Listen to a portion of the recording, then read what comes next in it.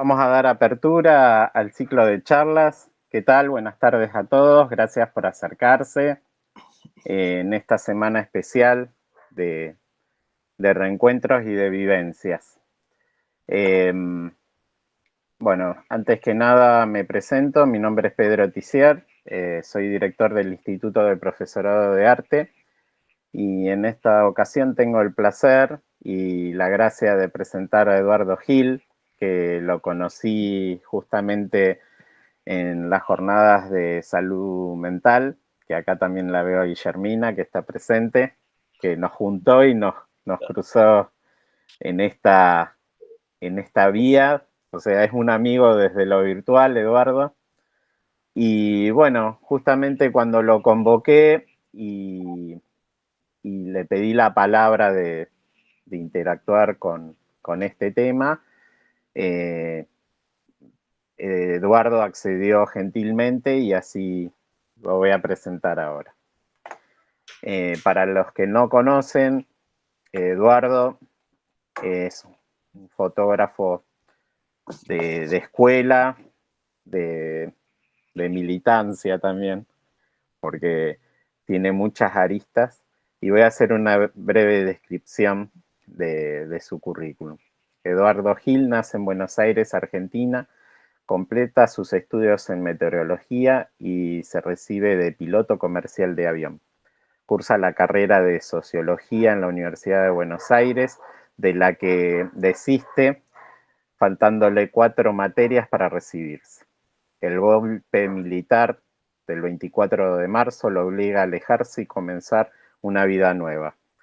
Abraza la profesión de fotógrafo, formándose de modo autodidacta y luego de experimentar diferentes especialidades se vuelca al periodismo gráfico y a la ilustración editorial. Realiza largos viajes iniciados por Argentina, América Latina y fuertemente consustanciado en las culturas aborígenes, impresionado por las condiciones de vida de las clases más desprotegidas del continente. En el comienzo de sus principios de ensayos documentales, Latinoamérica y Cementerios de Latinoamérica.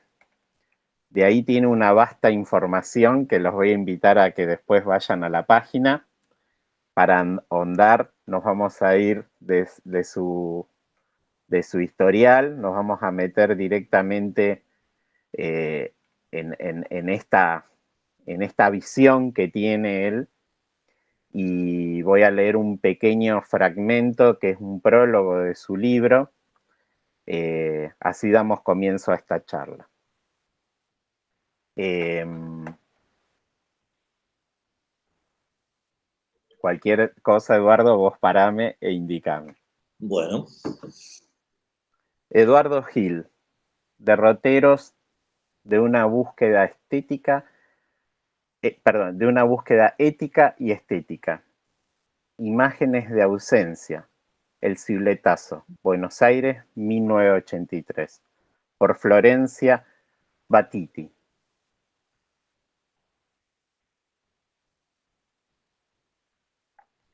Universidad de 3 de febrero, Buenos Aires, Argentina, 2014.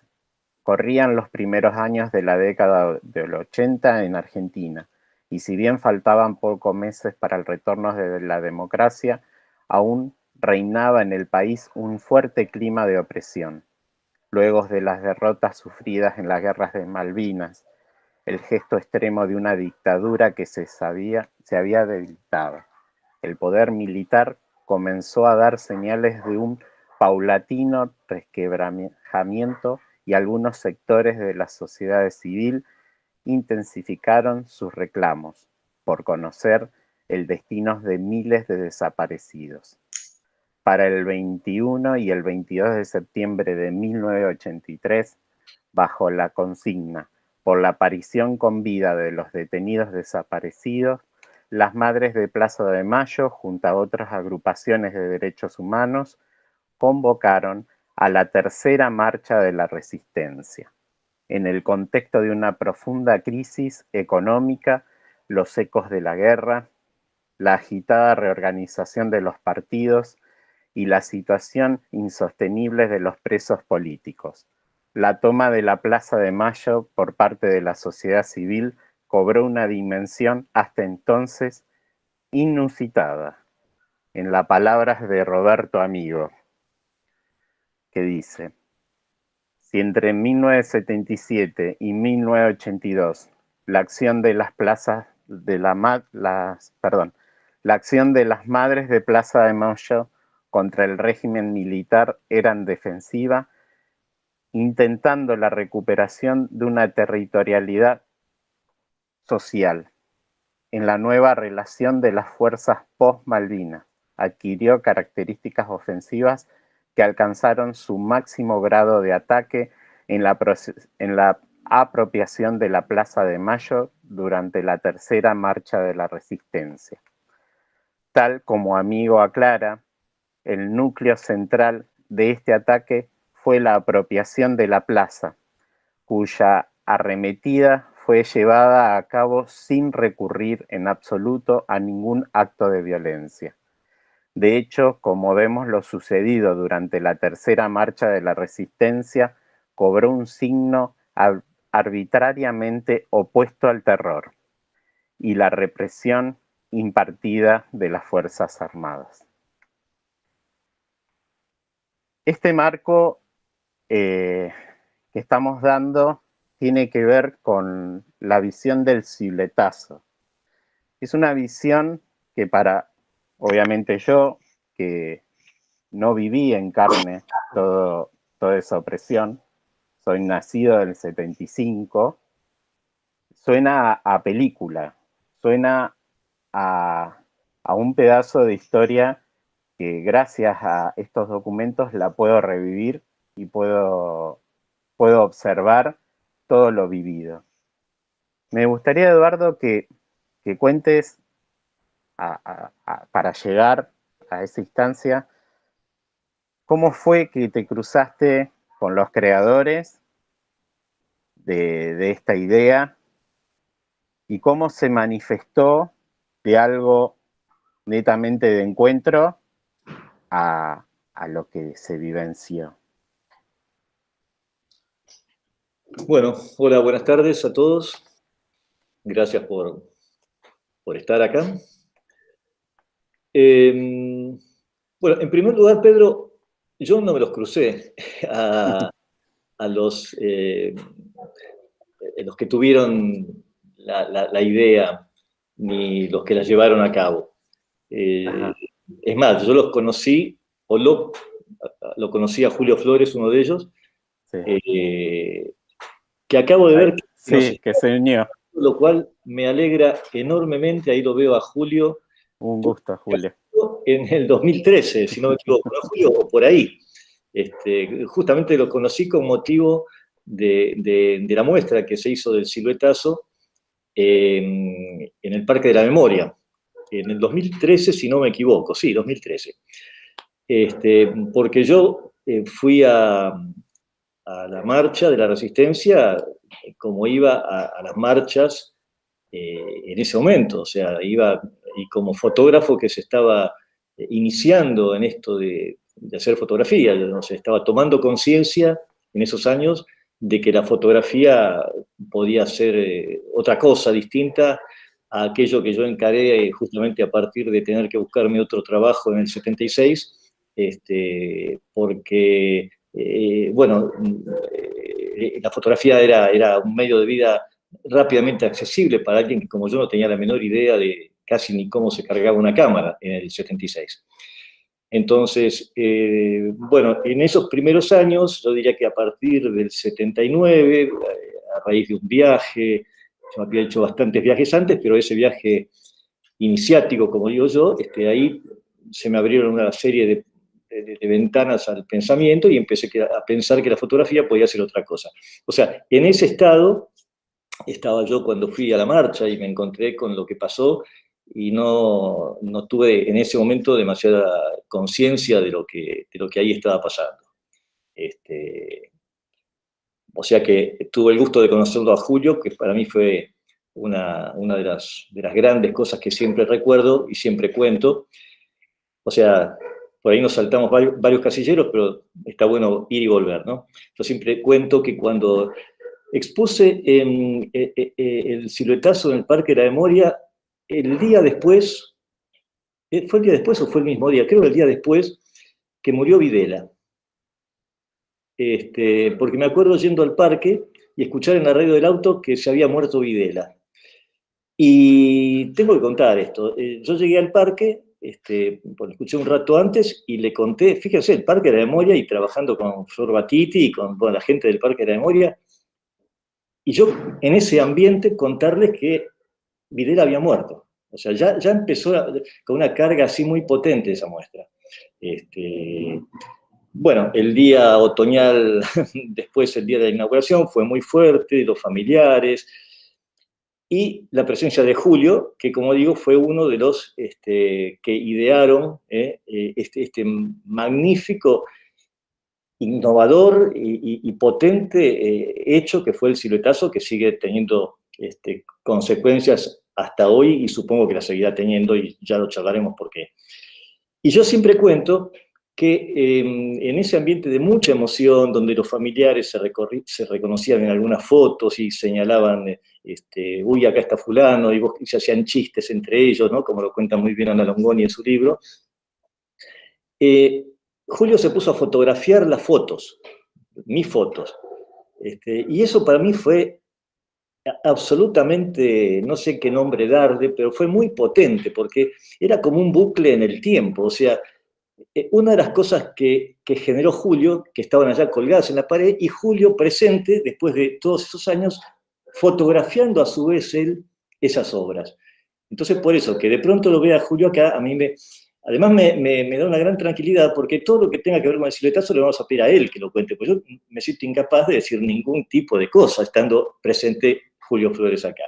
Entonces digo, yo no los conocí, no lo conocía a Julio, bueno, los tres culpables, entre comillas, fueron Rodolfo Aguerreberri, Guillermo Quexel y Julio Flores, ellos tres.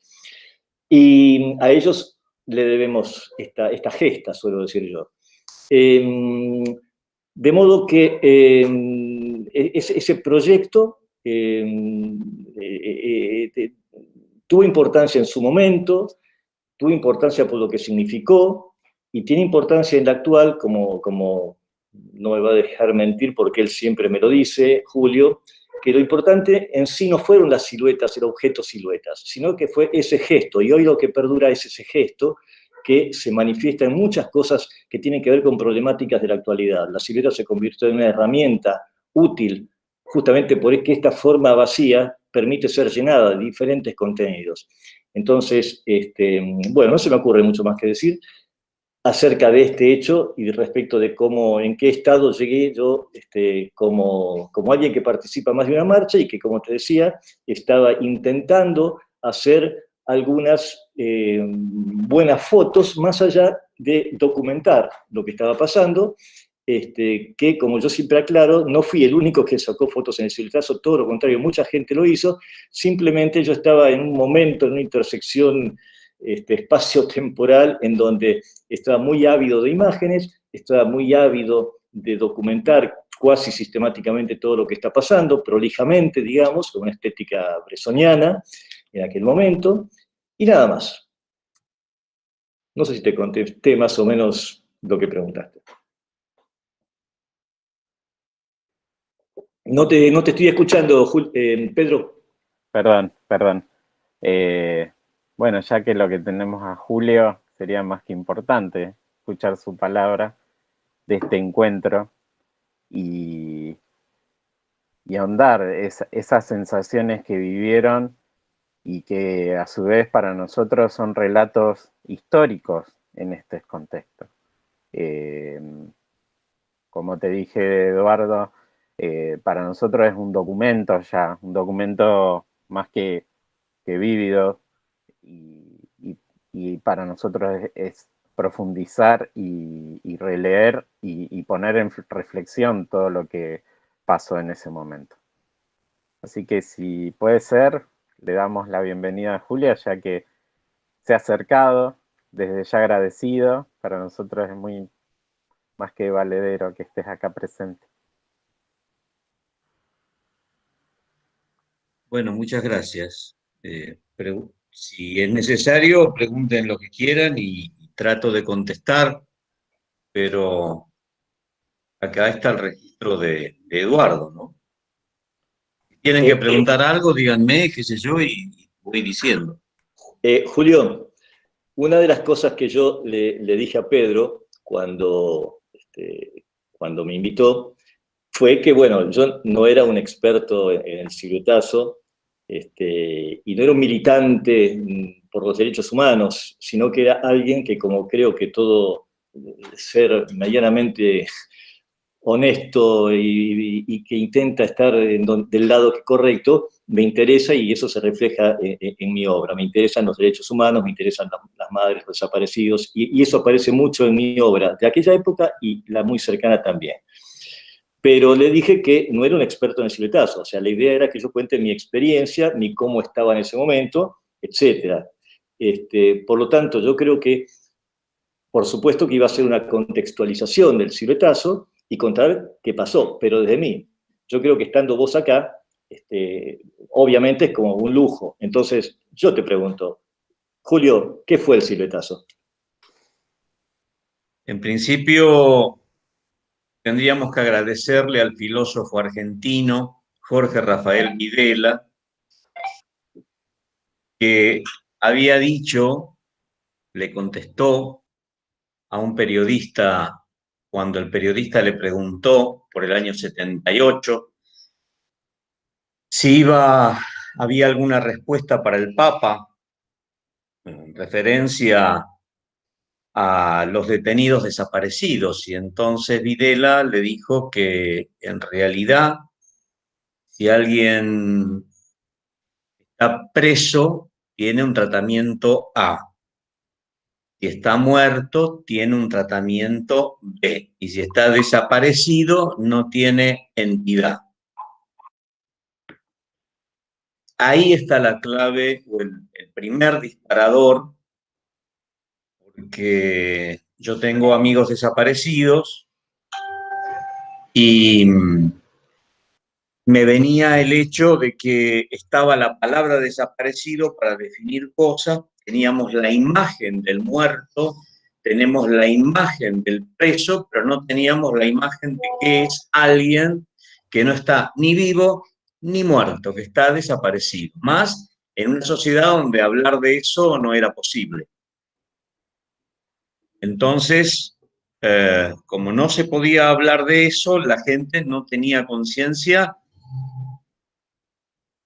Muchos no tenían conciencia ni siquiera de que hubiera gente que estaba secuestrada y que no se sabía si estaba presa o muerta, en principio. Entonces, lo primero que nos planteamos con Rodolfo y con Guillermo, con Rodolfo Aguerreberri y con Guillermo Kexel, fue que un día viene Nelly Perazo, la que en esa época era directora del Museo de Arte Moderno, y nos cuenta que va a haber un salón en medio de la dictadura, ¿no? Imagínense, libre, donde se iba a poder presentar cualquier cosa, cualquier obra, en una época en la cual, si uno al dibujo le ponía color, te lo rechazaban, y si a un grabado le ponías color, te lo rechazaban, y si una pintura tenía líneas en blanco y negro, en los salones te lo rechazaban. O sea, era un pensamiento absolutamente esquemático para todas las cosas, y nosotros estamos hablando, empezamos a discutir eso, y dijimos, a ver, ¿qué es lo que no se puede hablar? Vamos a buscar el límite. Y entonces empezamos a pensar, y lo primero que se nos ocurre de lo que no se puede hablar es del desaparecido. Entonces ahí vino la aventura de pensar cómo se representa al que no está ni vivo ni muerto, desaparecido. Lo cual es muy importante, porque piensen ustedes, supongo que muchos de ustedes son gente que opera con la imagen. Piensen ustedes que cuando uno piensa una idea, si no tiene la imagen, la idea no se la puede transmitir. Y si uno tiene la palabra para nombrar el hecho, si no tiene, junto a la palabra, la imagen no la puede transmitir. Entonces, ahí estaba el núcleo del tema. Y mientras buscábamos la idea, mientras buscábamos la forma, los tres discutiendo, además en un lugar donde nadie sabía que lo estábamos discutiendo, porque era el taller que compartíamos, no era en un centro cultural ni en un comité, lo cual fue la gran salvación, porque cuando ocurre la acción, el primer reclamo del señor presidente de la dictadura fue a los servicios de inteligencia, que nadie pudo calcular que iba a ocurrir eso. Y eso está en el diario Clarín del 22 de septiembre de 1983. Entonces empezamos a pensar y lo primero que se nos fue ocurriendo, lo primero no, se nos fueron ocurriendo muchas ideas, pero en la primera en la que coincidimos era que no había que mostrar cuántos son, sino cuánto espacio ocupan. Porque esa es la forma de tener la conciencia. Un número es un número, 5.000, 10.000, 8.000, 30.000, es un número. Pero si yo les digo que acostando pie con cabeza, 30.000 cuerpos, arrancamos en la plaza de Mayo y terminamos a la entrada de General Rodríguez agarrando Rivadavia derecho, ahí se nos hace la dimensión de lo que es. Y jugando con eso, si ustedes crean e inventan, saben que uno juega, porque uno va creando la idea en base al juego, fue apareciendo la idea de esa manera. Y en el proceso de construir la idea, encontré en un correo de la UNESCO un pequeño afiche, tamaño A3, decía en el correo de la UNESCO, la fotografía, diseñado por Jerzy Skarbski, un diseñador polaco, al cual le encargaron hacer un afiche sobre los muertos de Auschwitz. Entonces hizo en el afiche una liñita, iba dibujando hombre, mujer, niño de costado, de perfil, y había 300 y pico de figuritas, y al pie del afiche decía: en este afiche hay X número de personas, que es el número de muertos en Auschwitz en un día. De este afiche se ha hecho una edición de tantos números, y esos números, el número de días que estuvo abierto, que estuvo funcionando Auschwitz. Ahí vino la idea. Y entonces ahí vino la idea y el planteo gracioso, imagínense ustedes en dictadura, ¿no? De cómo lo haces. Por ejemplo, supongamos reunimos los papeles. ¿Cómo lo haces? Nos ponemos a pintar. ¿Cómo lo haces? ¿Uno por uno? Porque no tenía sentido imprimirlo, porque eran todos diferentes y teníamos idea de que estábamos hablando de gente distinta. Y además, ¿cómo lo mandamos a esa fundación, a esa exposición? Bueno, así nació la idea. Cuando ocurre la Guerra de Malvinas, no ocurre el salón, la Fundación ESO era la que lo organizaba, se las toma del país, y entonces zafamos y no nos hicieron desaparecer a nosotros, porque si aparecíamos con esa idea ahí, no podía. Pero tampoco encontrábamos artistas con los cuales trabajar. Porque calculen ustedes, 3 personas hacer 30.000 figuras, que son 10.000 papeles. ¿Cuánto tardás en hacer? Estaba eso aceitado. La idea fue trabajando, dando vuelta, y el 21, y para las madres intentaron hacer la primera marcha de la resistencia, las corrieron de la plaza. La marcha de la resistencia eran 24 horas de actividad, de estar dando vueltas, los corrieron de la plaza. La segunda la corrieron por Florida. La segunda tampoco la pudieron hacer, y para la tercera la quisieron hacer para el Día de la Primavera. Y entonces lo quisieron hacer el Día de la Primavera porque decían que la mayor parte de los desaparecidos son jóvenes. Entonces ahí se resolvió la cosa, porque les llevamos a las madres, concretamente quienes las llevaron fueron Rodolfo y Guillermo.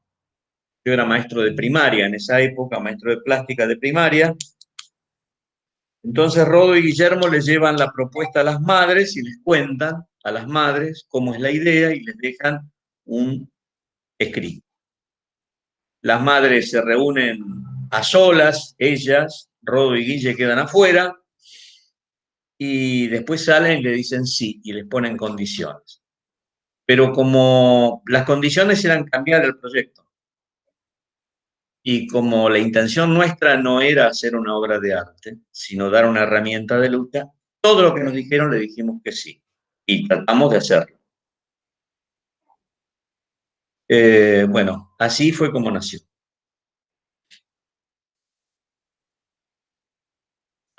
Impresionante. Hay más, pero me callo para que...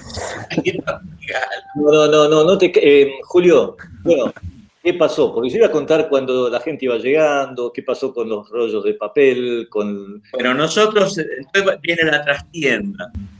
Cuando intentamos hacerlo, nadie nos quería acompañar. Fuimos a la Sociedad de Artistas Plásticos, que había gente, compañeros allí. Nadie, no lo vamos a tratar, eso no está en el temario de la reunión de la comisión, será la próxima vez. Fuimos a distintos partidos políticos, no, nadie. Y nosotros no queríamos que fuera a través de las organizaciones políticas en las cuales estábamos nosotros, porque no queríamos que dijeran son los desaparecidos del partido tal o de la juventud tal. Tanto Rodolfo como yo éramos militantes peronistas, pero no coincidíamos con Luder, que había firmado el decreto de aniquilamiento, con la palabra aniquilamiento. Entonces, estábamos buscando que nos respalden las madres, en realidad. Y cuando llega el asunto de las madres y del CERPAC, se lo llevamos a las madres, pero entonces entramos a recorrer facultades, escuelas, fui a la Facultad de Arquitectura. En esa época el centro de estudiantes estaba prohibido, entonces como tenía algunos contactos, todo esto se manejaba así, esto estaba jugándose con una no clandestinidad. Entonces nos invitan a una asamblea donde sabíamos que estaba la comisión directiva del centro de estudiantes, pero nadie sabía quiénes eran. Nos llevaron a la Facultad de Medicina, nos fuimos nos llevaron porque en realidad donde primero empecé es donde yo era docente, que era la Escuela de Bellas Artes Piano Porredón, donde yo era maestro de taller de grabado. Y tenía mucha confianza con los chicos que yo sabía que dirigían el centro de estudiantes. Entonces les dije, esto no es para ninguno de los partidos políticos, porque esa era una clave ante los jóvenes. Había que decir que esto no iba a ser de beneficio de ningún partido político. Esto era para las madres que no iban a ir a elecciones. Les recuerdo, todavía no había elecciones, ¿eh? Todavía no se había declarado las elecciones. Estábamos hablando antes del 21 de septiembre. Entonces, hablamos con los estudiantes, les contamos las ideas en un grupo, en el otro. Primero obviamente, empecé en la Pueyrredón, en una asamblea donde había cantidades, y les dije, bueno, ustedes me conocen a mí, yo soy un ayudante, estoy trabajando con las madres, y está esta propuesta que es de las madres. Ya no fui a decir que era idea nuestra. Y entonces a partir de ahí, los chicos del centro de estudiantes, que sí sabían de dónde venía la idea, me abrieron el juego a la Facultad de Arquitectura, a la odontología, a la de Medicina, a la de Filosofía y Letras. Y fuimos a las asambleas. A veces iba Rodo, a veces iba Guilla, a veces iba yo. Rodo más que nada se movió dentro de la organización de Intransigencia y Movilización Peronista, una agrupación dentro de la Juventud Peronista. Y empezamos fabricando siluetas recortadas que usábamos de positivo y de negativo, y empezamos imprimiéndolas. Ya, le decíamos cómo hacer. Entonces, el día de la manifestación, muchísimas vinieron hechas, pero armamos un taller allí. Todo esto está en las fotos. Y se armó el taller allí. Y muchísimos fotógrafos estuvieron. Eduardo Gil, Mónica Asenberg, con la que yo actualmente estoy haciendo además otras actividades, continuando el tema de las siluetas. Y lo que ocurrió fue que en la plaza llegaron con las siluetas, armamos además en el piso un taller, cosa que se ve en las fotografías. Unos dibujaban, otros usaban esténciles, yo no podía, yo de canchero dibujaba a mano alzada y viví varias situaciones que están algunas contadas en los libros, como que venga un chico y me diga, ¿es a mi papá? ¿Cómo es tu papá? Y así como vos, pero con el pelo lacio, le caía en la cara. Bueno, hacía un dibujo y el chico agarraba el papel y le decía, bueno, llévalo a que lo fondeen. Y entonces el pibe se iba al otro lugar gritando, me hicieron a mi papá. O venían tres nenas y decía, ¿haces a nuestras primitas? ¿Y cómo son tus primitas? Y cuando se las llevaron eran como nosotras. Y la mayor le decía a la menor, acostate. Y entonces la contorné. A ver la segunda, pum, ahora yo, la tercera. Y agarraban los papeles y se iban. Esas son las cosas más conmovedoras que hemos vivido ahí, ¿no? Además, estar allí y ver pasar a la familia de uno y no saludar, tener una niña de 6 años y lo mira uno y dice, o sea, es todo un juego doble de clandestinidad. Ustedes tienen que pensar que en un tiempo de clandestinidad, y ahí estábamos los tres trabajando, ¿no? Habíamos hecho varón, habíamos hecho mujer, y caen las abuelas y dicen, y no hicieron ningún bebé, y ahí Guillermo rajó al taller, agarró una cuerda con la ayuda de su mujer, se ató un almohadón en la cintura, se acostó y se contorneó y se transformó en embarazada. Y después agarró una diapositiva de su bebé, de su hija chiquita gateando y la calcó. Y esas son las siluetas de niños y de embarazadas que agregamos sobre la marcha. En realidad, a las 2, 3 horas, a las 3, 4 horas de estar allí, pudimos habernos ido porque la clave de todo esto era, en primer lugar, socializar la idea. En segundo lugar, socializar el método de hacer. Y en tercer lugar, tratar de darle visualidad al hecho, dando una conciencia, una concepción de qué espacio ocupan 30.000 cuerpos. En realidad no teníamos claro qué número debía ser. Se hacía y se pegaba.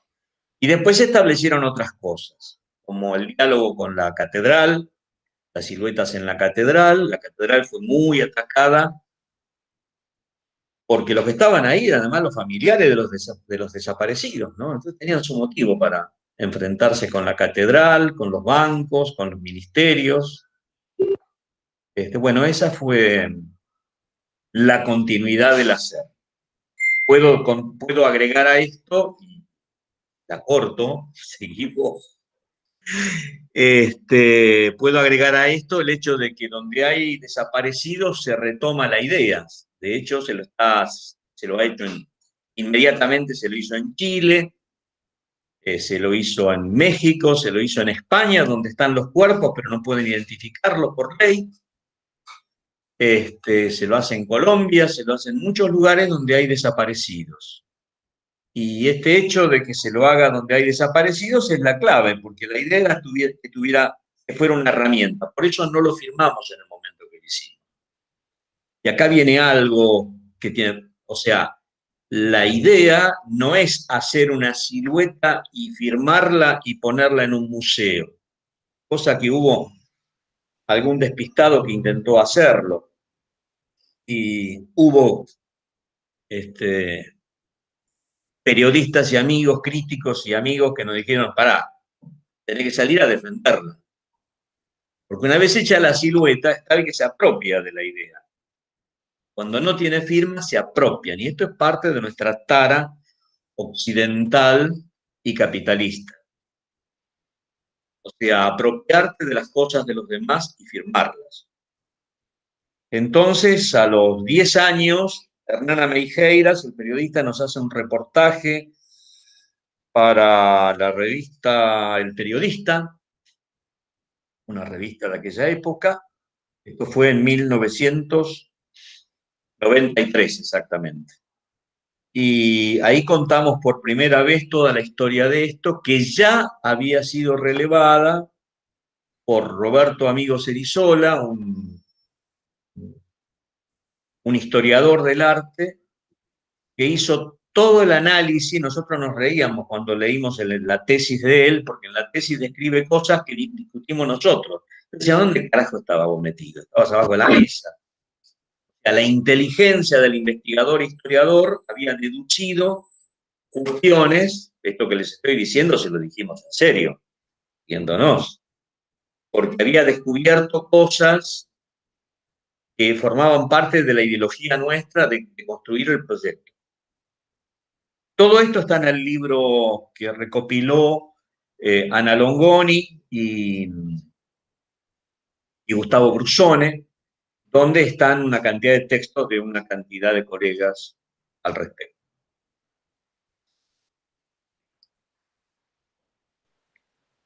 Julio, cuando decís la clandestinidad, yo me imagino que en ese momento lo que priorizaba era la expresión pura.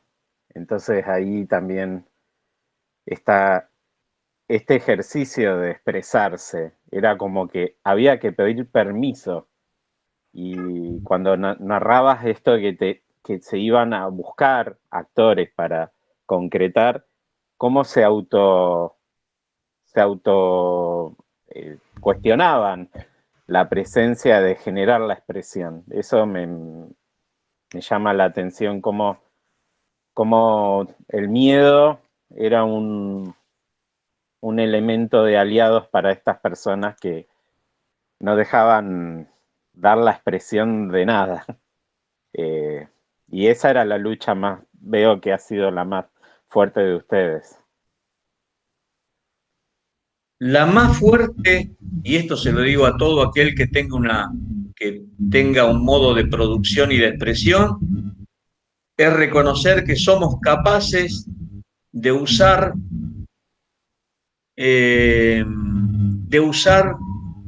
nuestras herramientas más sencillas, más simples de comunicación para crear sentido, crear discurso y luchar.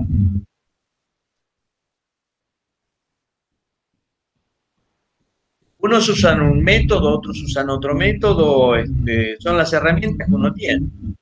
Cuando fui decano de la Primera Pueyrredón, movilicé a los estudiantes para llevar a cabo algo que me vino así de la agrupación Hijos, y es ir a dibujar a los juicios, donde estaba prohibido sacar fotos. Y lo impulsé para que se lo haga. Yo mismo fui, yo lloré, a pesar de todo lo vivido, ahí lloré. En el siluetazo no lloré, ahí estaba con todas las pilas. Pero ahí me quebré. Varios nos quebramos, varias personas muy queridas que estábamos ahí, nos quebramos cuando escuchamos contar cómo fue torturado el Negrito Avellaneda, por ejemplo. Justo. Algunos lloraron porque tenían hijos de esa edad, otros lloramos porque nos liberamos, ¿no? Y el haber convencido a muchos que dibujar determinadas cosas es una herramienta de expresión, comunicación, es equivalente al descubrimiento de Eduardo, de que tenía una cámara, se puso a sacar fotos y tiempo después, años después, fue descubriendo el sentido de esas fotos que sacó. Y eso creo que a todos les pasa.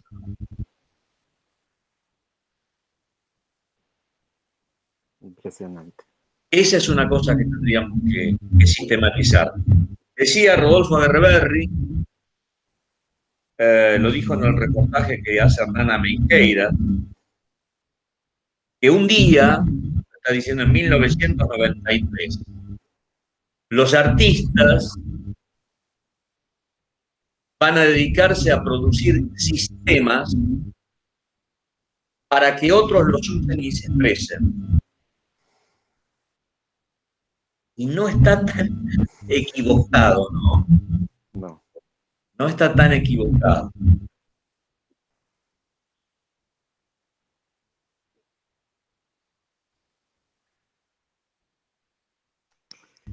Nos dejaste pensando.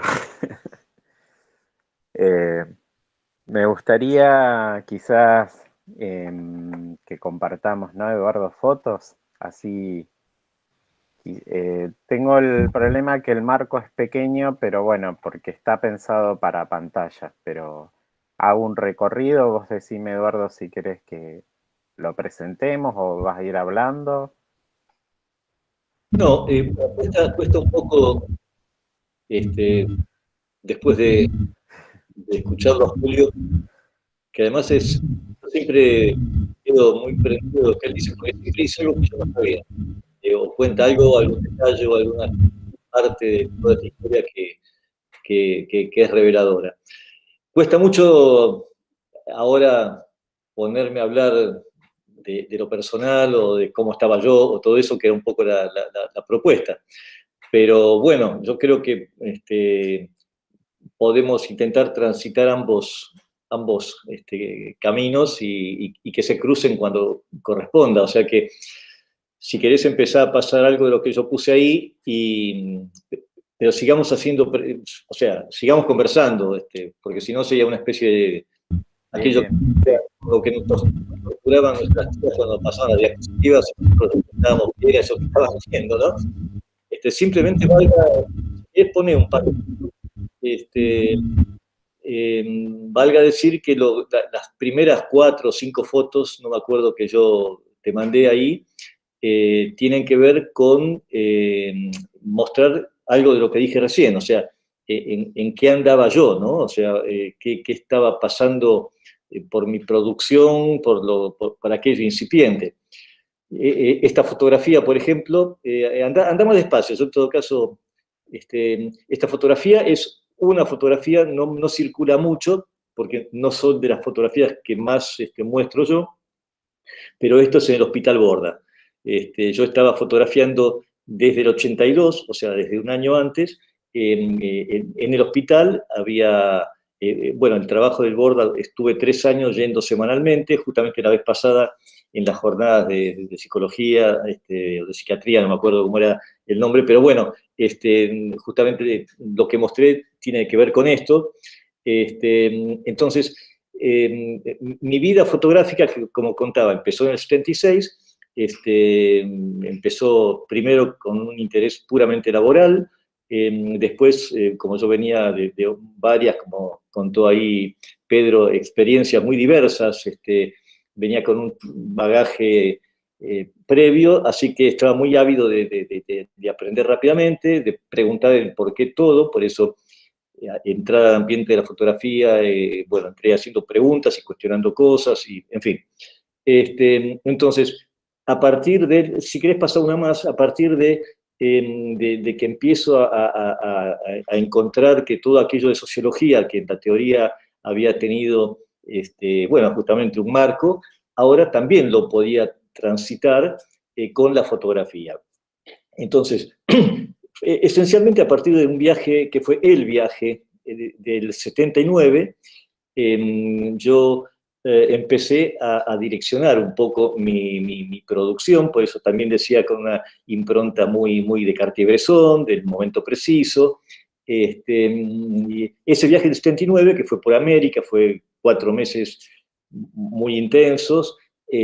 Particularmente yo siempre señalo, no sé si siempre, pero yo señalo a veces que en el 79, en Lima, precisamente, en Perú, de casualidad, porque yo todavía el arte no era una palabra que yo tuviera ningún tipo de cercanía, pero me crucé con una muestra, una jornada, yo no recuerdo bien, en donde se hablaba de arte, de fotografía, pero también las posibilidades sociales y de cambio, pero al mismo tiempo de experimentación y yo eso lo olvidé también, como muchas cosas, quedó en el pasado.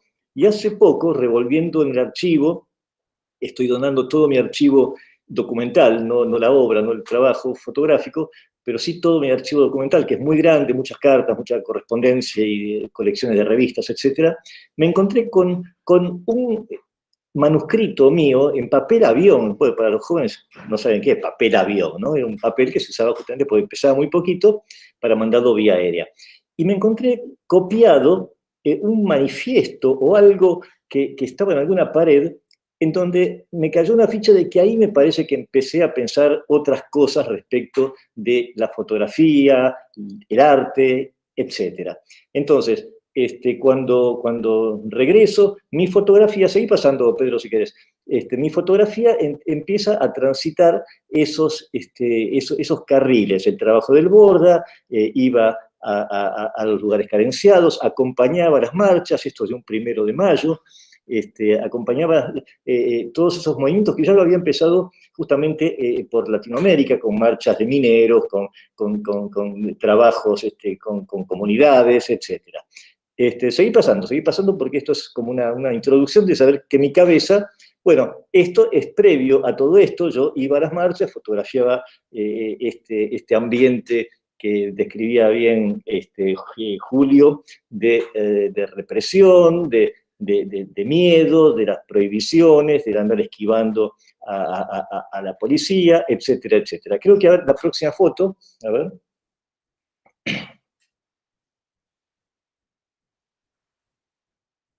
Bueno, no, esto sigue más o menos eso. Seguimos. O sea, esto, digamos que era lo que yo hacía como rutinariamente. No trabajaba para ningún medio todavía, hacía estas fotografías que empiezan a aparecer estas imágenes, que esto ya es del 82, en donde empiezan a aparecer las fotografías como forma de usar para un fin ya no íntimo y familiar las fotografías, sino que estas fotografías de desaparecidos empiezan a servir como elemento justamente de irrupción en el espacio público. Pasá otra más, por favor.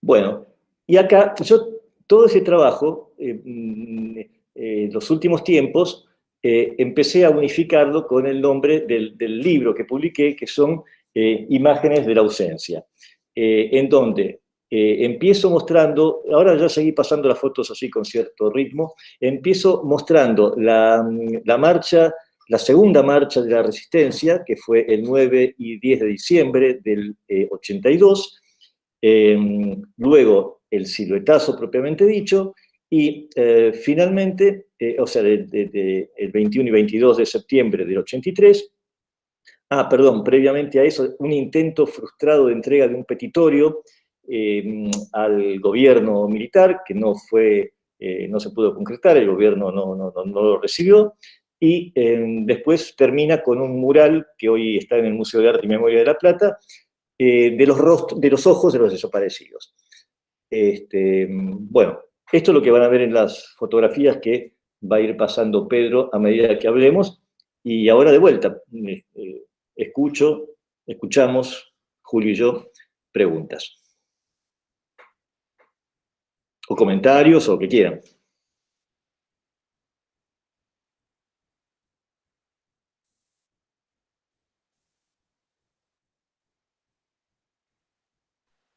Están en silencio. ¿Pueden hacer alguna pregunta?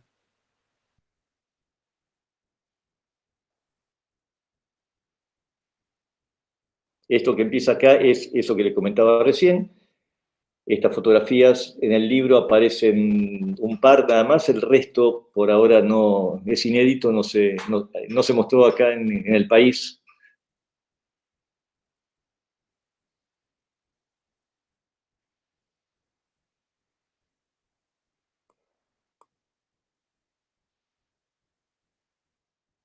Bueno, las preguntas pueden ser de la índole que les parezca, pero me parece que lo ideal es que algunas cosas se le debe estar ocurriendo, pensando.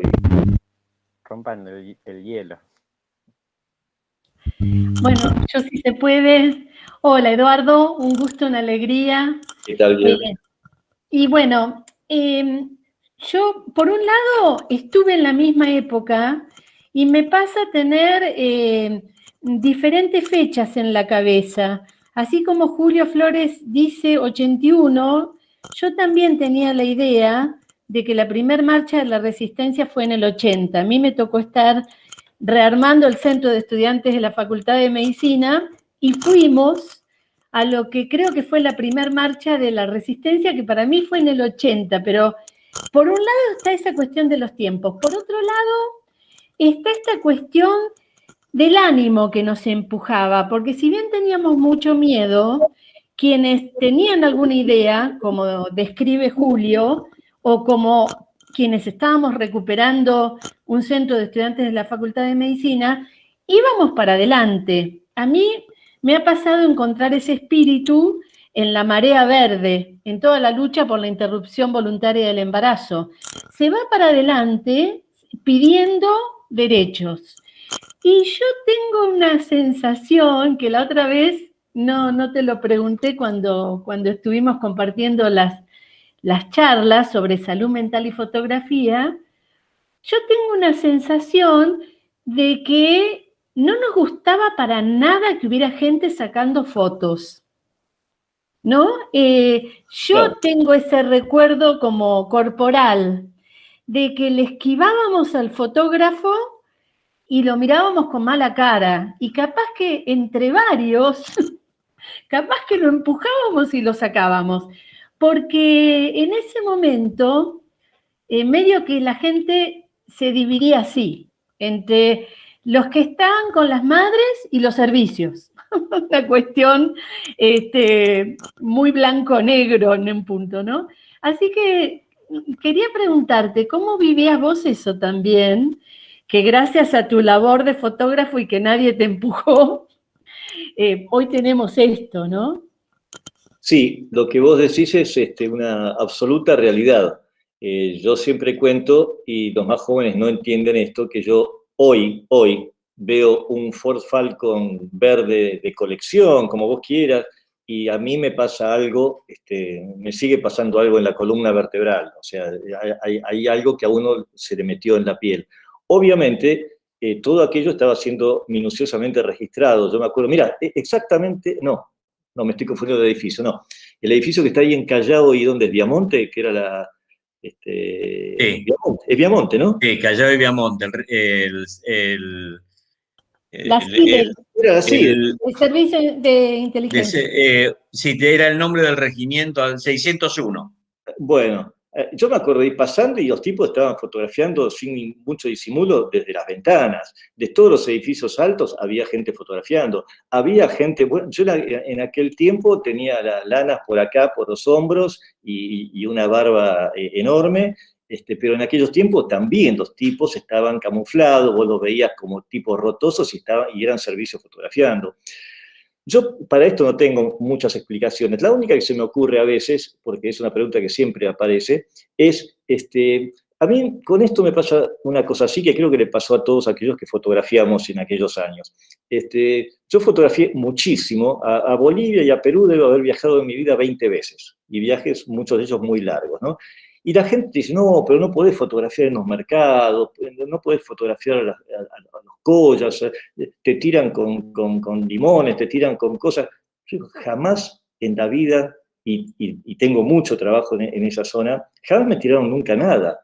Y pero ¿cómo? Si levantás la cámara y dices, bueno, yo creo que tiene que ver con cómo te aproximás, cómo estás, cómo lo haces. O sea, hay algo que el fotografiado percibe, me parece a mí. Porque si no, no sería posible. Porque ¿qué es lo que hace que diferencie a un servicio de uno que no lo es? No tengo idea. Entonces no tengo respuesta. Esa contradicción, esa sensación, por otro lado, también un cierto temor, porque las cámaras también son peligrosas para ellos, ¿no? Eso lo vemos cotidianamente. O sea que había una sensación de que, bueno, quizás el que está fotografiando al lado mío es un servicio, Pero por otro lado, quizás, y si el tipo me fotografió desde allá arriba de un andamio con esa foto tan conocida, y si el tipo sabe que no soy colega de él y me empuja, esas cosas pasan. O sea, no tengo respuesta para eso. A lo mejor Julio puede decir algo. En principio, yo también saco fotos. Totalmente. Y saqué fotos, no saqué fotos ahí porque estaba con la mano con pintura, o sea, no podía hacer. Y Guillermo, que sacó un rollo, 2 rollos, en un momento determinado, no se sabe cómo, el 21 de septiembre, perdió los rollos. Y el 22 sí fue y sacó foto y tiene una serie muy interesante de fotografía. Pero para tranquilizar, a ver, yo les decía a mis compañeros que no había que preocuparse. En primer lugar, porque nos estaban sacando fotos y no podíamos evitarlo. Una de dos, te sacan foto y lo haces o no lo haces y no te van a sacar foto. Y en lo alto de los edificios estaban con teleobjetivos importantes, ¿no? Pero de todas maneras, al día siguiente se tuvieron que aguantar que en el gabinete se armara un lío, porque nadie se bancaba de los militares, de los ministros, el estado en que quedó la Plaza de Mayo, con las siluetas pegadas en los muros, pintadas las paredes, no solo la Plaza de Mayo, lo que era el microcentro bancario y lo que era San Telmo, Montserrat. Y la fotografía se perdía. Nosotros estábamos trabajando ahí, a veces dirigiendo y a veces metiendo mano en la pintura, y creo que no cualquiera se daba cuenta quién era el que dirigía y quién no dirigía, porque estábamos todos a la par. Y la fotografía, bueno, es parte del hecho, parte de la investigación. La fotografía no muestra todo lo que uno se imagina que se puede leer. Para eso hay que saber qué es lo que se quiere fotografiar exactamente y a quién identificar.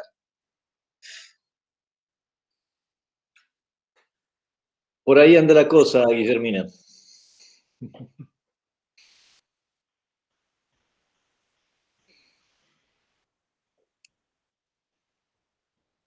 Por ejemplo, ahí se ve, sigo, Eduardo, si me permitís. Dale, pero dale. Teníamos rollos de papel. A ver, el primer día a las 9 de la noche, más o menos, se nos había acabado todo el papel que habíamos llevado. Entonces, entre los obreros que estaba ahí, había algunos gráficos que nos dijo, vayan al diario tal, el diario La Voz de esa época, y otro dijo, y venía Crónica, y entonces fuimos y decíamos, nos mandó fulano, que nos den los rollos sobrantes, porque las máquinas de impresión, que imprimen en rollo, no imprimían hasta el último pedazo de papel, siempre sobraba. Entonces, cargamos eso y lo trajimos a la plaza para imprimir.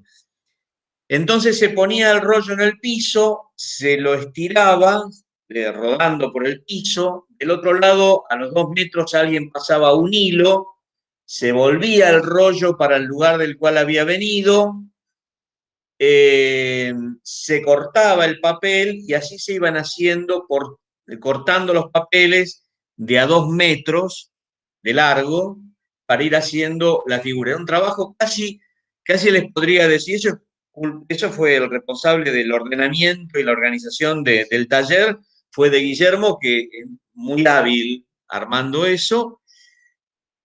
Y ahí se estuvieron cortando los papeles. En un lugar se contorneaba, en otro lugar se fondeaba, y las madres habían dicho que no tuviera ningún nombre, pero en la plaza las decisiones se cambiaban. Entonces, si bien solamente decía aparición con vida, después aparecieron familiares y trabajadores de distintos gremios diciendo, yo quiero que esté el nombre de fulano, que esté el nombre de mengano, la fecha de desaparición, la profesión que tenía o el trabajo que tenía, y ahí se fue cambiando nuevamente. En definitiva, y las madres lo aceptaron, por supuesto, no podían negarse.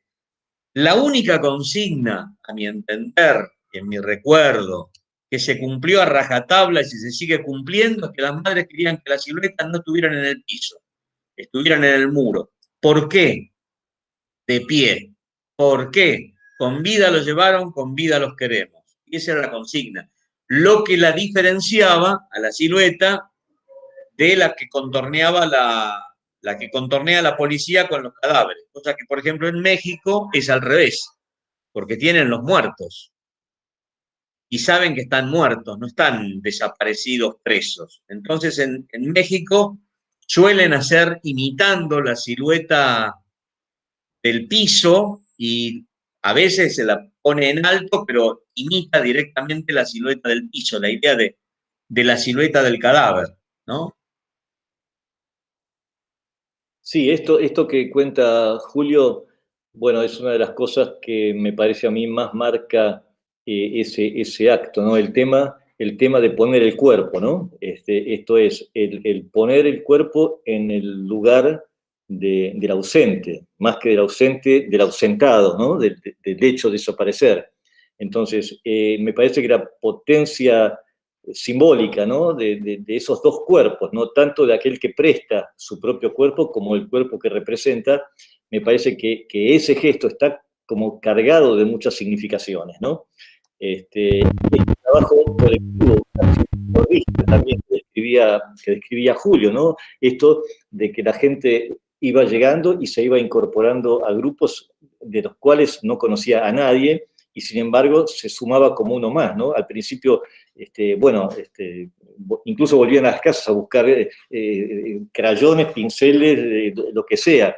Y yo le agrego lo que contaba Julio, no sé si me lo contó él mismo, pero esto de que además de los rollos de papel, también a alguien se le ocurrió que la tinta sobrante, que cada tanto pasaba un camioncito a llevársela, alguien dijo, ¿y por qué no se llevan eso también? ¿No? O sea que también hubo, esa cosa espontánea, ¿no? La potencia de esto, que fue un montón de gente reunida, autoconvocada de algún modo para hacer una tarea que no estaba prevista para la mayoría, y un gesto absolutamente radical en el sentido de transformador, ¿no? Que después se fue replicando, ¿no? Julio también contó muchas veces, yo se lo refuerzo ahora, el hecho de que lo publicara La Nación, ¿no? Y que al otro día esta publicación del diario La Nación, si no me equivoco, que describía el hecho, fue tomado justamente como inspiración para gente que hizo el siluetazo. ¿Dónde fue? Julio Mendoza, en Córdoba, ¿no? En muchos lados. La silueteada que se hizo, perdón, yo voy a decirle siempre silueteada. Sí. No siluetazo. Siluetazo es el nombre que le pusieron los demás y que valora la silueta. Pero a nosotros valoramos no la silueta, objeto, sino el acto de hacerla. Entonces valoramos ese aspecto, pero bueno, no es es simplemente para explicarlo. Acá alguien dice que en Tandil se lo hizo también, el 24, no sé qué 24 de marzo, pero sí, el día ese, cuando terminó la marcha el 22 de septiembre, muchísimos recogieron los rollos del piso y se los llevaron a los barrios y los pegaron en los barrios. O sea, terminó la silueteada en la Plaza de Mayo y empezó en los barrios. Y lo que cuenta Eduardo fue en el diario La Prensa. El diario La Prensa, alguien en el diario La Prensa hizo la descripción muy bien.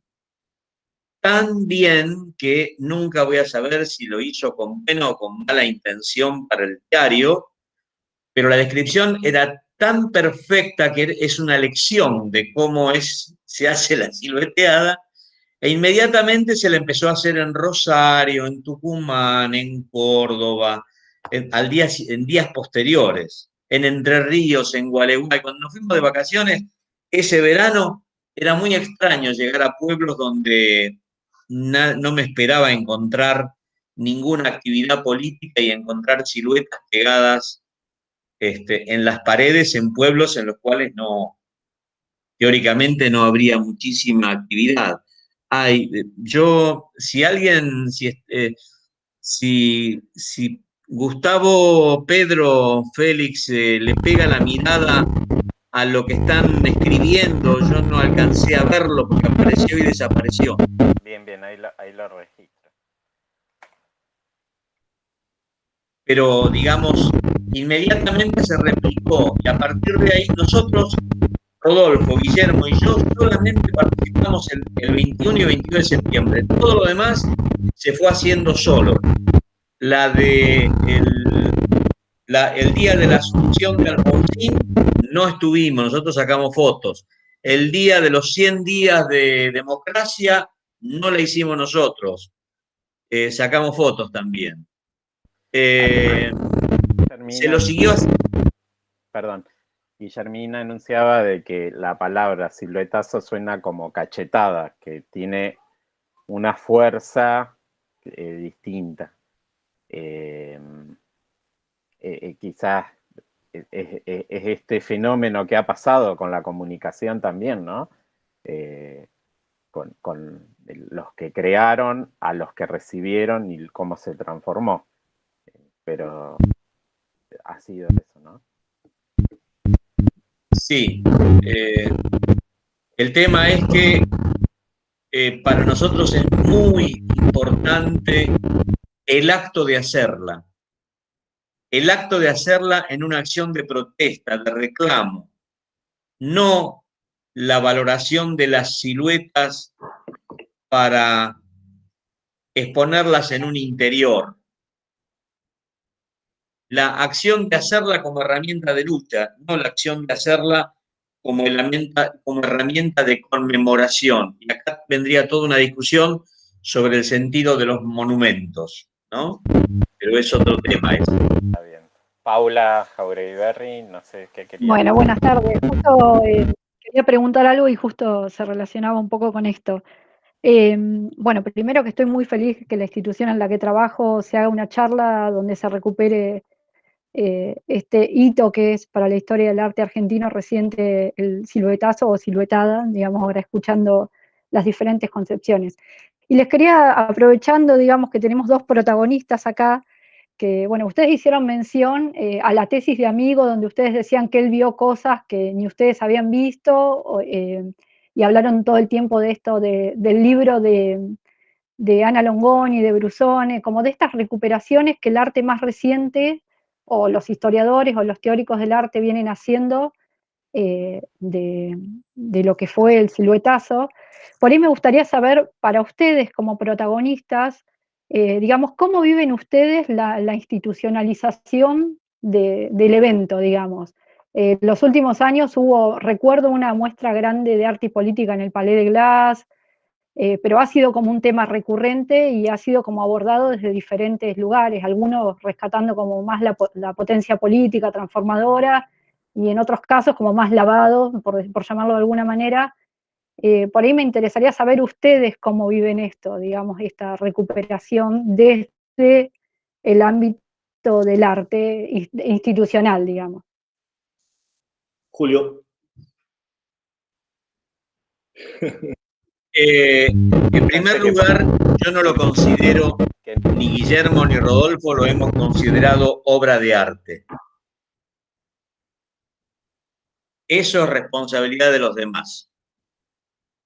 Y en ese sentido, como de costumbre, suelo citar la primera oración del libro de Vasily Kandinsky de lo espiritual en el arte. Toda obra de arte es hija de su tiempo y a menudo madre de nuestros sentimientos. Es decir, la obra aparece cuando el espectador la lee. A partir de ahí no hubo nunca institucionalización. Nos hemos ocupado especialmente de que no sea institucionalizada. Mi aparición en algunas inauguraciones en el cual otros incorporaron la silueta, no ahora, hace unos años, adentro de la pintura, ha tenido que ver en buena medida para cuidar eso. Hay esculturas que contienen siluetas huecas, al estilo Henry Moore. Hay pinturas donde se cita eso, en este caso las fotografías, y siempre estoy marcando que esto es testimonio de, y alentando la realización de las siluetas como parte del reclamo. Y esto es importante. Esto es importante.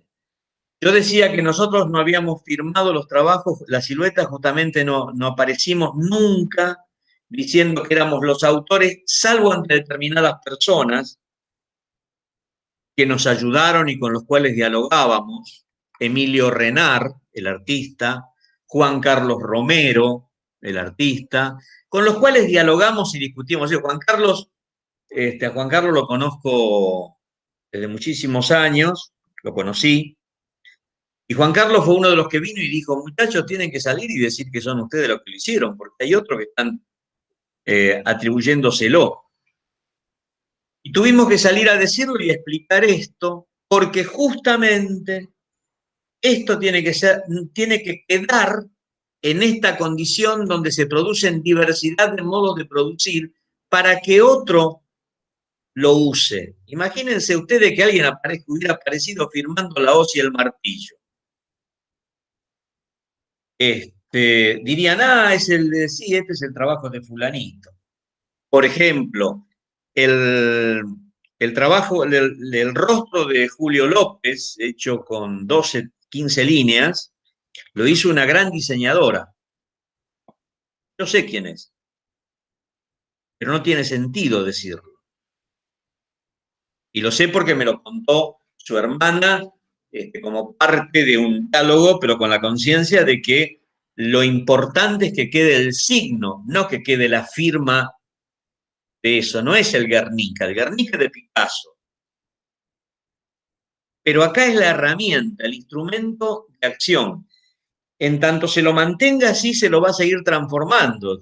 Yo tengo una colección, me encantaría algún día poder exponer la evolución de la silueteada en el mundo. Para que se den una idea, les pongo 3 ejemplos, uno ya lo nombré, lo de México. Les pongo 2 ejemplos más. En España, donde los desaparecidos en realidad tienen los cuerpos, destaparon las tumbas, pero no pueden identificar a cada cuerpo, hubo manifestaciones donde llevaban adelante una foto tamaño natural de las tumbas abiertas, las tumbas colectivas abiertas, y atrás marchando siluetas negras con el signo de interrogación. Esa es una transformación. En la playa de Normandía, hace unos años, 2 ingleses agarraron unas grandes planchas de metal, no muy pesadas, le escalaron las siluetas y en la playa de Normandía, para el día D, hicieron una cantidad de siluetas por la cantidad de ingleses desaparecidos el día D en combate. Y después está lo que dije de México, hay otras variantes también que se hicieron en México. De modo que la idea tiene que quedar abierta. Siempre vamos a estar pujando para que la idea quede abierta. Acá se está hablando de esta situación. Lo que ocurre es que donde haya desaparecido van a usar la herramienta. Y está bien que sea así. Está bien. Una vez en Chile expusieron pequeñas siluetas de hielo y las sentaron en los escalones de un tribunal. Se imaginan que se fueron derritiendo con todo lo que daba eso como espectáculo. Bueno, y como esas son muchas variantes que cada uno va pensando. Nos hacemos cargo del 21 y 22 de septiembre, no me hago cargo de lo demás. Eso es importante, es para mí, ¿no? Para nosotros. Bueno, yo acuerdo con lo que dice Julio. Lo que pasó ese día fue una acción estética, creo que se puede definir de muchos modos, un arte sin artistas, ¿no? Es el tiempo el que lo dice, digamos, el arte de las cavernas, ¿no? Hoy lo vemos reflejado en museos, vemos objetos del Paleolítico, que no fueron objetos de arte, eran objetos de culto, en todo, ni siquiera de culto, eran objetos para la magia, y hoy lo vemos en los museos como arte. El siluetazo creo que es un tema para charlarlo largo y tendido, pero básicamente estoy de acuerdo, no eran artistas creando, ¿no? Pero sin embargo estaban haciendo arte, y ese arte, digamos, fue esa acción, sería un acto performático, si ustedes quieren. En lo que a mí respecta, creo que puedo contar en términos de experiencia personal lo que pasó. Las fotos del siluetazo fueron hechas en el 83, ¿no? Septiembre del 83. Yo de esas dos fotografías solamente en su momento mostré dos fotografías. Una que recién pasó, las dos pasaron recién. Una que es lo que yo llamo siluetas y canas, que es como la más conocida, que son dos siluetas, dos policías en espejo, que están mirando hacia los costados y detrás las siluetas.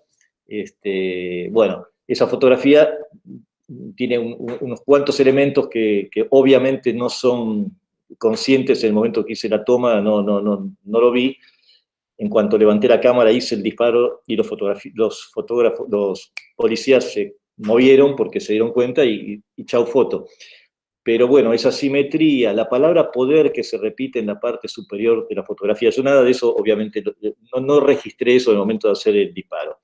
Y otra que son las dos siluetas en la curia metropolitana, ¿no? Que son las siluetas pegadas en dos columnas de la pared. Salvo esas fotos, que yo en esa etapa, como digo, en donde andaba buscando la buena foto, al margen de la cuestión del documento, de lo que estaba pasando, eran las dos únicas fotografías que yo mostré y casi al pasar, digamos. Al resto de fotografías las revelé, las guardé en sus portanegativos y no las volvía a mirar hasta 2006. Habría que hacer la cuenta, pero 2006 deben ser, bueno, casi 20 años, no sé, una cosa así. Alguien que haga bien la cuenta me puede decir.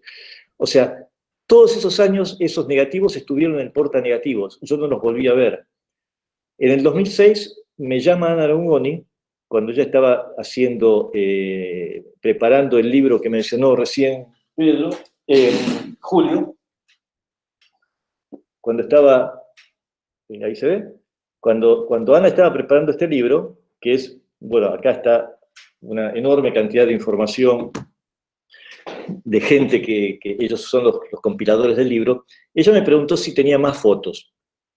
Y le dije, supongo que sí. Esa fue la respuesta. Fui a donde tenía los archivos, empecé a mostrárselos, los contactos.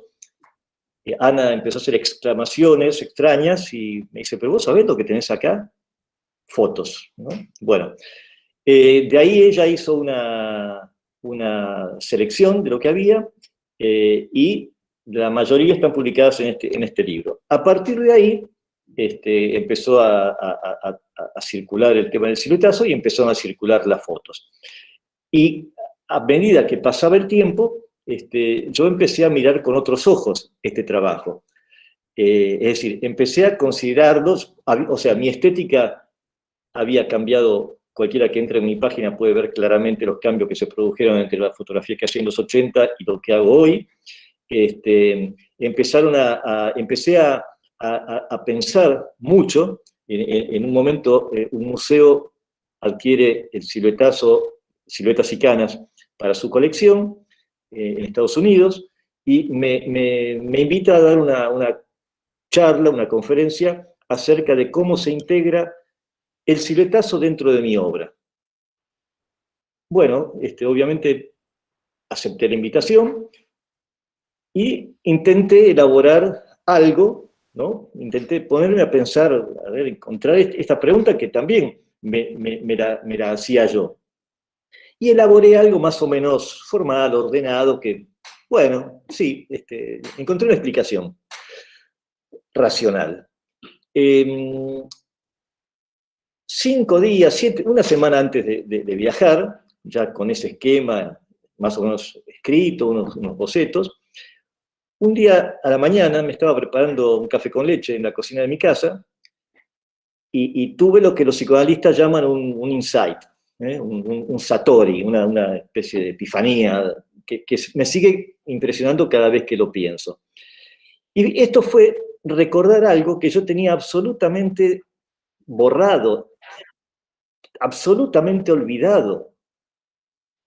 Y eso fue que yo había hecho lo que hoy digo era mi primera acción performática en el 89, en Nueva York, frente a un edificio muy típico el Flatiron, o sea, un edificio que parece una porción de pizza medio amarreta, que está en una esquina, que ha sido muy fotografiado, acostado en el piso, tirado en el suelo de la calle, con los brazos abiertos, boca arriba, y le había dado la cámara a los transeúntes para que me fotografíen.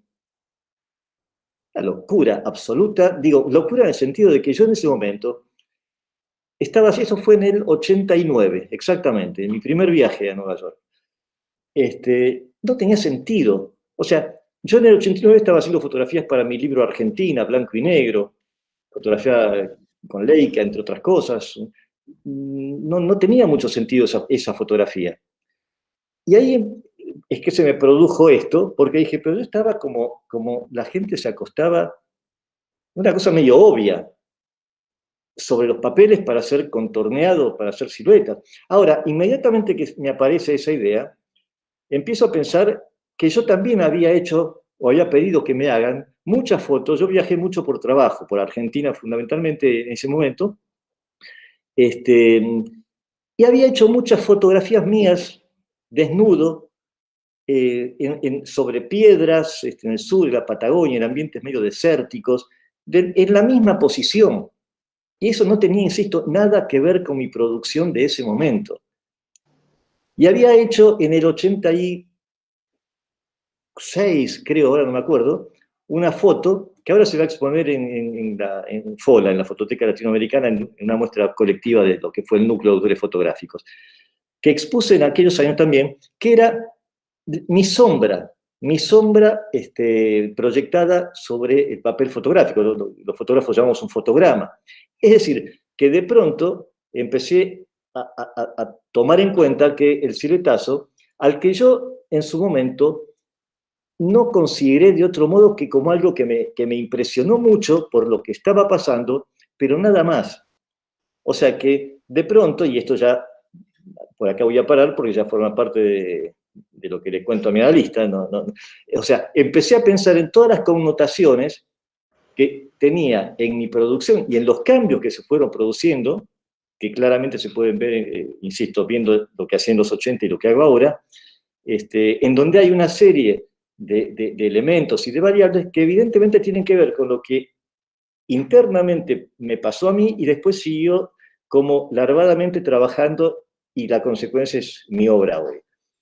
No puedo agregar mucho más, pero quiero decir que a mí muchas veces me preguntan acerca, bueno, es como un tema conflictivo hablar de lo que fue esa situación y el arte, porque en este caso los terrenos se solapan, se entrecruzan, se sobresignifican. Entonces, les puedo contar mi experiencia así como en crudo, y bueno, eso es lo que me pasa hasta el día de hoy, donde de hecho asumo con absoluta plenitud el siluetazo o las silueteadas como parte de mi obra, ¿no?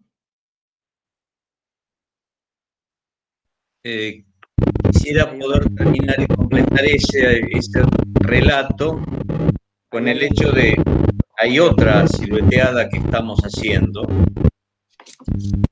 y que tiene que ver con una especie de respuesta a lo que es la silueta vacía.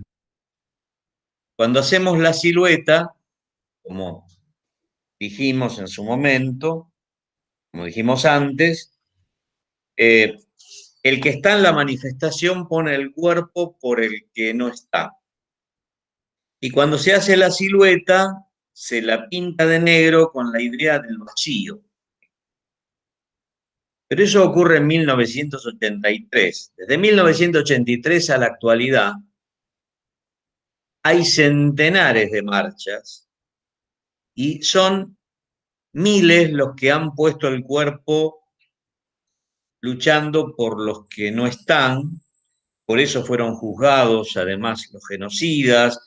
Por eso se sigue discutiendo el tema. Por eso los derechos humanos forman parte de la política nacional. Entonces, un día descubrimos, Mónica Hasenberg y yo, que un maestro de escuela había hecho en la escuela que los chicos hagan siluetas, pero luego lo rellenen con fotografías de las marchas. O sea, usaron las fotografías que Mónica les había dado del acervo que tiene, de cerca de 40.000 fotografías de la historia de las luchas en nuestro país, y empezaron a recortar y a rellenar. Cuando me enteré de eso dije, claro,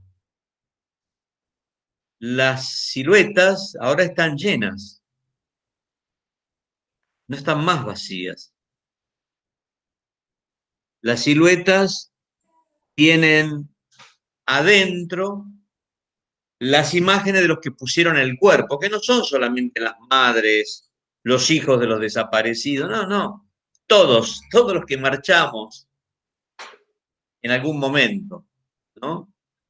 Y esa sería, en este momento, la última innovación hasta el momento, explicando esta evolución de la silueta, ¿no?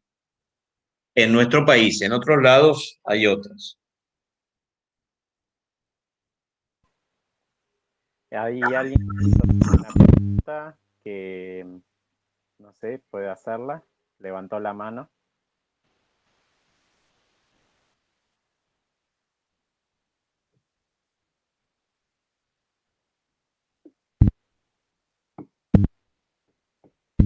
Bueno, Andrea dice, la consigna sigue vigente,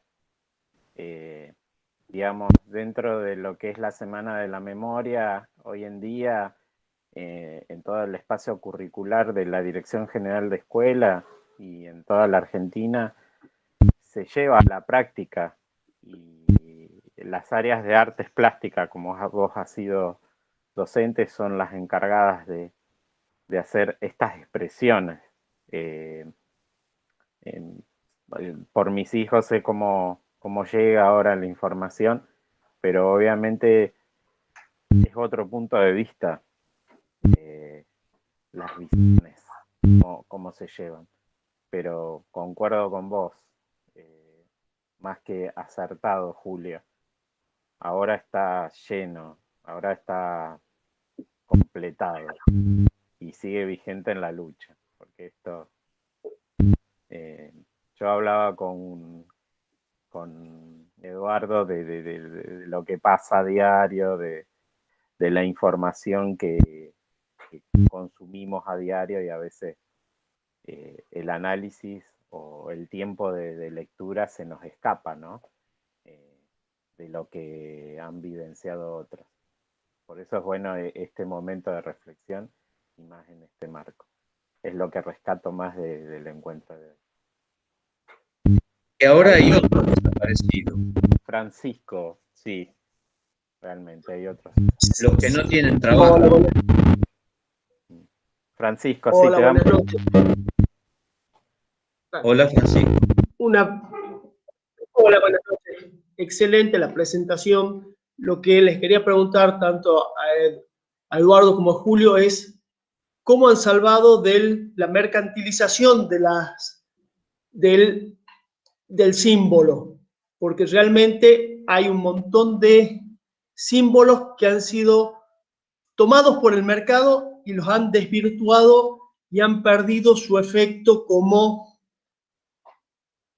original, su esencia. Han pasado a ser una representación de una marca,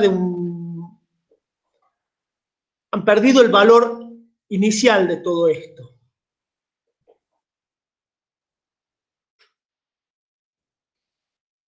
Bueno, la pregunta, en mi caso, y esto es personal, sería, ¿se han salvado?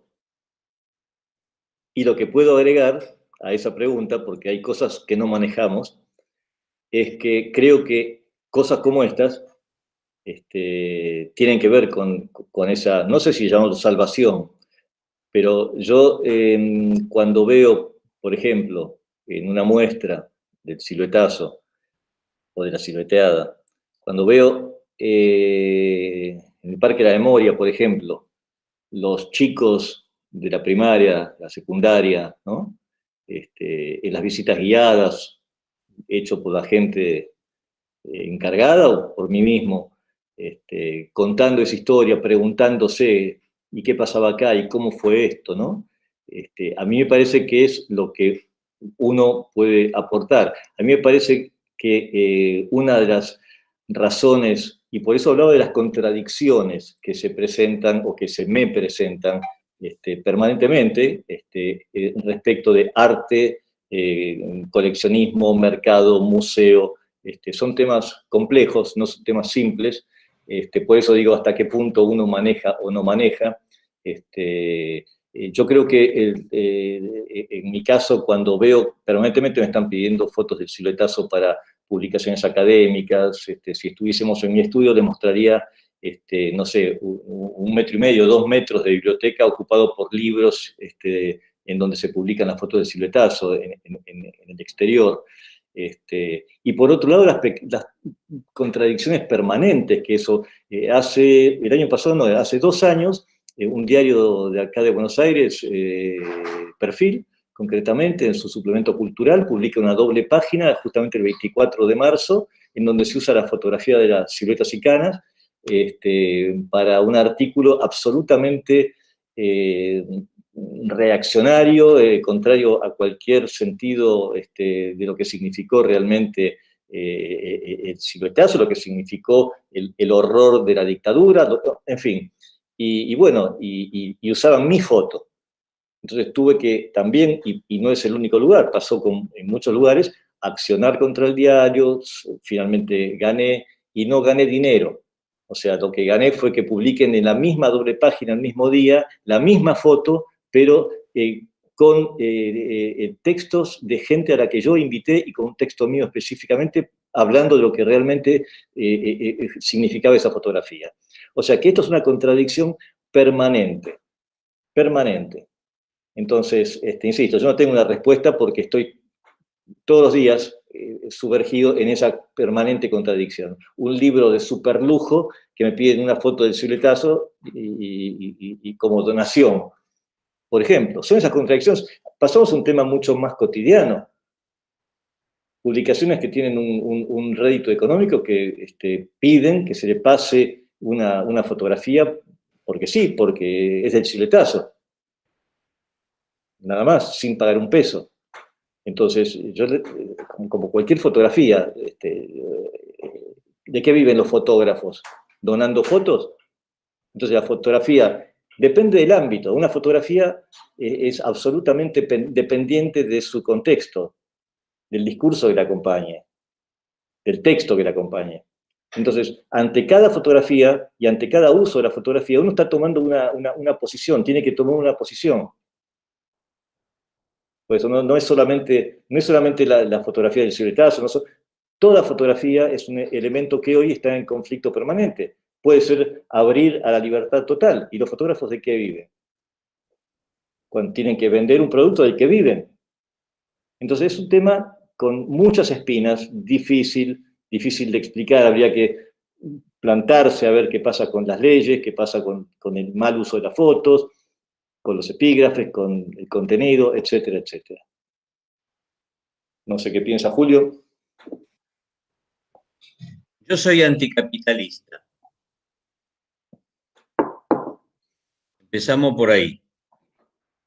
Considero que lo que se hizo, he hecho todo lo posible para que no puedan apropiárselo. Pero el concepto lleva, por un lado, a ver, he sido decano del Instituto Universitario de Arte en la carrera de Artes Visuales. Me he peleado fuerte, al punto tal que si ustedes entran en la página del UNA, van a encontrar un video sobre la silueteada y no aparecen los nombres ni de Aguerreberni, ni de Quexel, ni de Flores. Aparece el de los fotógrafos. Lo cual no es mi problema. La intención mía no era poner mi nombre al pie de la silueta. Y aparezco cada vez a decir que esta es una acción colectiva. Más, la silueta la empezamos a pensar de una manera, las madres la transforman, después en la plaza la vuelven a transformar y cada vez que se realiza en otro lugar se le hacen cambios. Acá el asunto es cómo se pensó la idea. ¿Cuál es la idea? Ahora, la idea en esta sociedad no vale hasta que se la pone en venta. Ahora, yo me puedo enfrentar con la cosificación. Entonces, insisto, cualquiera puede sacar fotografía de cualquier situación. Más, yo acabo de sacar fotos de esto, de este momento. Pero la foto es un testimonio de algo, es una construcción también. Hay un discurso, la cosificación implica el discurso también. Ahora, ¿cuál fue la idea? Aprovecharme de los desaparecidos para crear una idea para vender, no. Yo desde mi actuación, desde nuestra accionar, lo que hago es cuidar que se sepa que las fotografías son fotografías de la acción. Que la acción no es la foto, no es la presencia de la silueta. En más de un museo he ido y he pedido que se lo retire. Hay varios. Hay un museo donde tiene una excelente colección que justamente Rodolfo fue uno de sus primeros gestos, se lo dio en agradecimiento a Romero. Y Romero lo donó al Museo de Rosario. Y el Museo de Rosario los expuso. Y yo fui y dije, no, esto no es para ser expuesto. Lo que tiene que ser expuesto es la acción con la presencia de la gente actuando. ¿Sí? El hacer de la gente que se exponga. Bueno, en esto les cae a todos. Cuando uno hace una pintura, cuando uno hace un dibujo, cuando uno hace un grabado, una escultura, y saca la última esencia intestinal que tiene convirtiéndola en obra, después pide que sea querida y admirada. Y tiene un precio. Entonces, ahí la pregunta no sería cómo lo encara los tres que hicimos la silueteada, que tenemos todos profesiones. Yo soy docente, Guillermo diseñador, Rodolfo que falleció era docente. Bueno, ¿cómo encara cada uno qué es lo que hace? Y uno decide qué cosas se venden y qué cosas no se venden. Espero haber devuelto preguntas, no respuestas.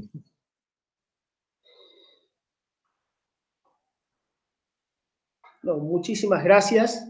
Bueno, realmente es admirable cómo lo han podido mantener al valor simbólico sin que pierda, sin que se desvirtúe en el tiempo.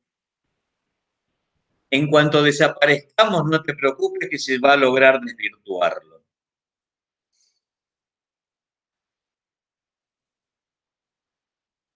Entonces les desearemos larga vida.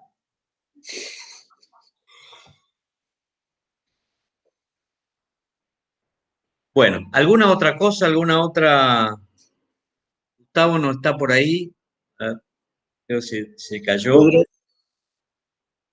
¿Alguna otra cosa tienen para preguntar, cuestionar? Pedro está por ahí. Se nos perdió el coordinador. Bueno, vale la pregunta de Julio.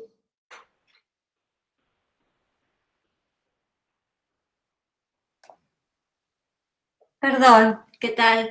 Yo la verdad que les quería agradecer porque la verdad que es increíble escucharlos, ¿no?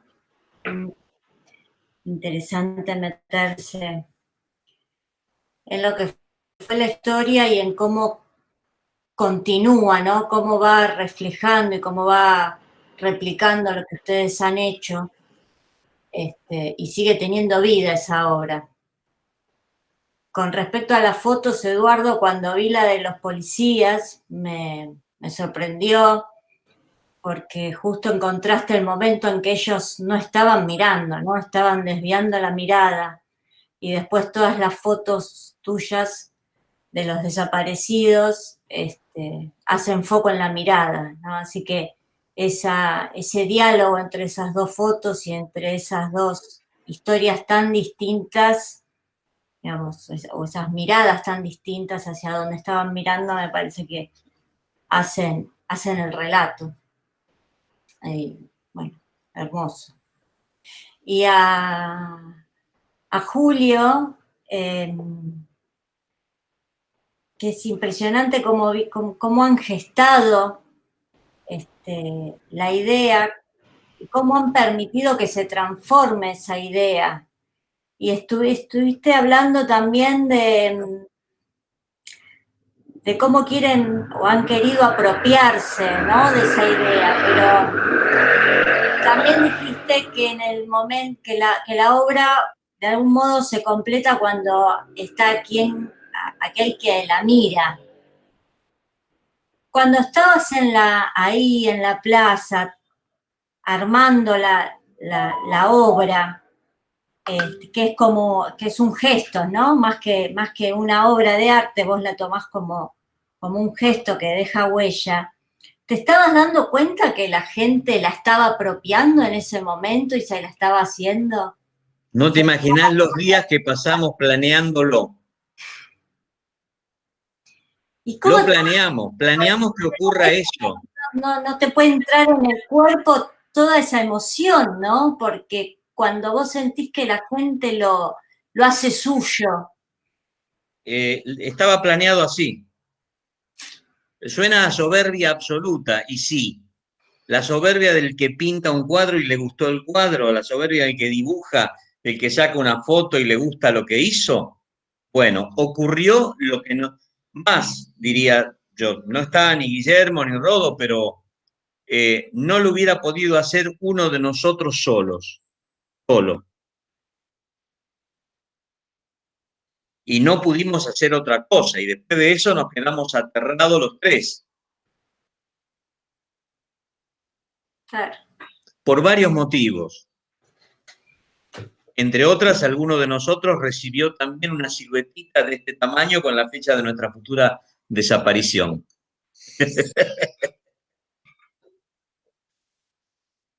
Así que... Demoledor eso. O sea, hay que reponerse a todas esas cosas. ¿Ah? Está bien, pero también hay una parte que te recompensa, ¿no? Porque en el momento en que vos contabas que decían, bueno, quiero el nombre de mi papá o quiero hacerlo como la figura de mi papá, y esa persona de alguna manera completaba su historia, digamos.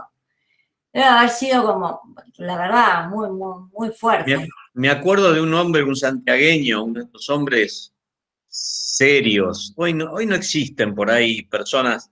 La gente va cambiando el modo de ponerse en la vida, ¿no? Un santiagueño debía tener como 50 años más o menos, serio, seco. Se paró al lado mío y me dice, ¿me puede hacer a mi hijo? Digo, ¿y cómo era su hijo? Porque mi cabeza no funcionaba. del molde, hago una silueta, le pongo el... No, no, mi cabeza... Había empezado yo, dibujé a Oesterheld, dibujé a Pablo Dorigo, un amigo mío desaparecido, a Héctor Polito, amigos desaparecidos realmente, hice los retratos.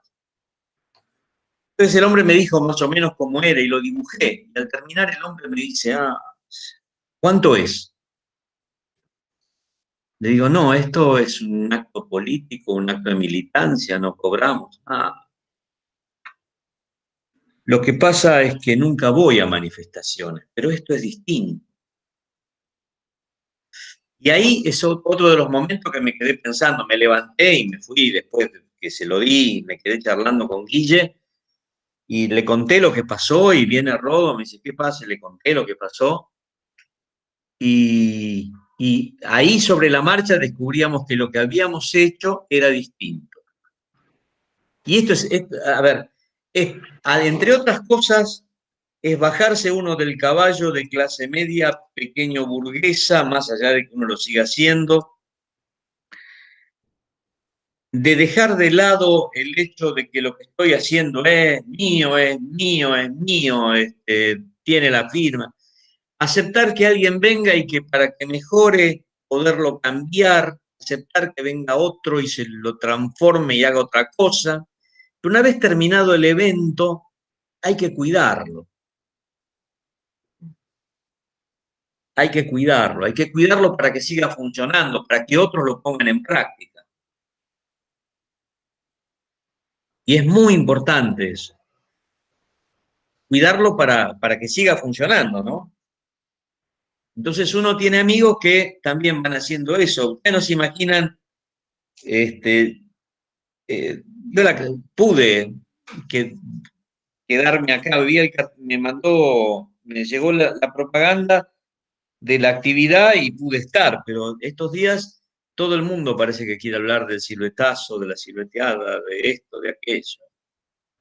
Después medio se olvidan. Pero yo le doy prioridad a aquellas situaciones en las cuales, por ejemplo, uno se lo puede decir a gente que luego la puede multiplicar.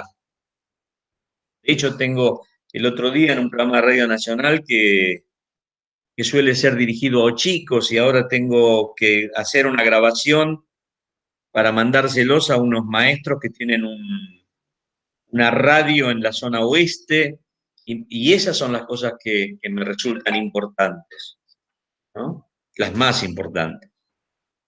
Ese es el modo de luchar contra nuestra natural convencimiento de que miren qué héroe que soy. Que uno se lo compra todos los días.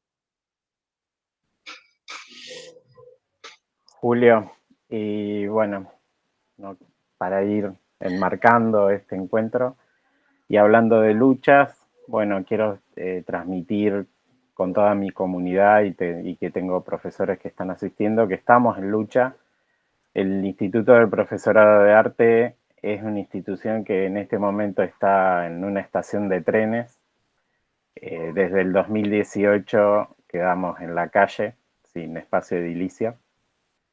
Y nuestra constante creatividad y acción docente es la que nos mantiene de pie, como lo que ha pasado y nos proyecta adelante. La creatividad nos salva. Quiero agradecerle profundamente a los dos este encuentro.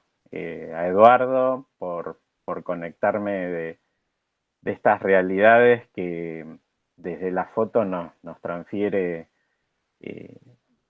memoria total, y a vos, Julio, por esta lucha y la verdad agradecido de conocerte hoy, ¿no? Que me encuentro con otro mundo que la verdad no tenía registro. Así que de mi parte, de toda la comunidad, agradecido. Nosotros con Eduardo habíamos elegido un texto, no sé si te parece oportuno para cerrar el encuentro, Eduardo. Mira, el poema ese que vos me pedías que sí. Es un poema del 92, uh-huh. Que prologa el libro que yo después hice, Argentina, con minúsculas y entre paréntesis.